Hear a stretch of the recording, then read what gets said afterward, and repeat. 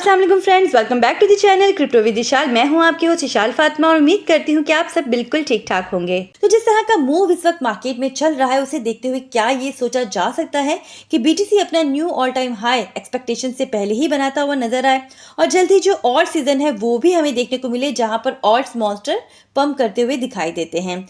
तो behind the scene बहुत कुछ चल रहा है, बहुत कुछ मतलब वाकई बहुत कुछ चल रहा है। बीटीसी के प्राइस ने जबरदस्त मूव शो किया और 2 सालों का हाई दिया यहाँ पे। तो जैसे कि मैंने आपको बताया था कि हिस्टोरिकली जो फरवरी का मंथ होता है वो क्रिप्टो के लिए बहुत ही ज्यादा लकी रहा है। तो क्या इस बार भी हिस्ट्री खुद को रिपीट करती है और जबरदस्त रिटर्न्स हमें इस फरवरी में भी देखने को मिलते हैं, या फिर कोई हमें जबरदस्त किस्म का क्रैश देखने को मिलता है? तो दोस्तों तमाम पॉसिबिलिटीज को देख लेते हैं। तो लास्ट वीडियो में ऑलरेडी मैंने आपको बता दिया था कि अगर सीपीआई डाटा 2.9% से ज्यादा आता है तो मार्केट जो है वो शॉर्ट टर्म में डाउन साइड मूव ले सकती है। तो सीपीआई डाटा आया 3.1%, हॉटर देन एक्सपेक्टेड।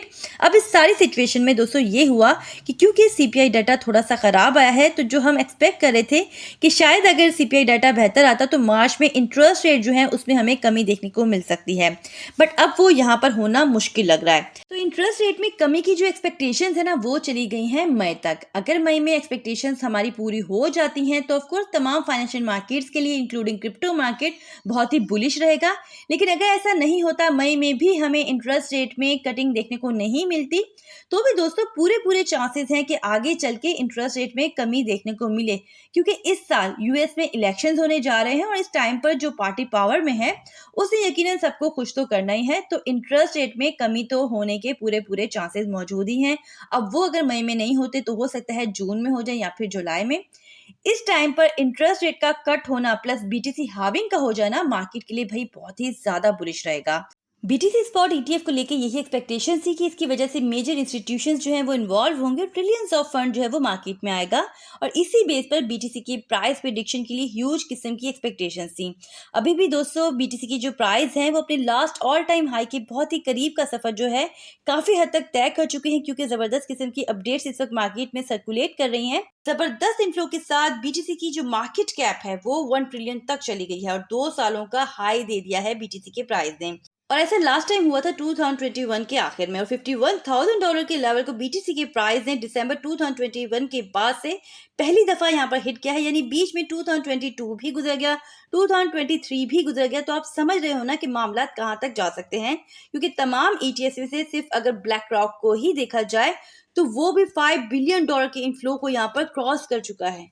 तो यकीनन अब एक्साइटमेंट जो है वो लॉन्ग टर्म होल्डर्स में तो अच्छी खासी बढ़ रही होगी। लास्ट वीडियो में मैंने आपको बताया था कि वॉल्यूम के लिहाज से ब्लैक रॉक यूएस में जितने भी ईटीएफ्स हैं अदर देन बीटीसी भी उनमें से 12वें नंबर पर था और अभी के लिए आप देखो कि वो 4th पोजीशन संभाल चुका है लॉन्च के फर्स्ट मंथ में ही। अच्छा, ये जो है लास्ट फ्रेश चार्ट है बीटीसी होल्डिंग को लेके ईटीएफ के लिए। 13 तारीख को ब्लैक रॉक ने मजीद 10,003 बीटीसी की बाइंग की और फाइडेलिटी ने 3,319 बीटीसी की बाइंग की और तीसरे नंबर पर रहा आर्क इन्वेस्टर। दोस्तों ये जो भी बाइंग हो रही है ना वो हो रही है डिमांड की बेस पर। इस तरह से ब्लैक रॉक के पास लास्ट अपडेट के अकॉर्डिंग 105,280 बीटीसी हो चुके हैं और वैल्यू में $5.4 बिलियन को क्रॉस कर चुके हैं। फाइडेलिटी के पास 79,749 बीटीसी की होल्डिंग है और ये क्रॉस कर चुके हैं $4 बिलियन को।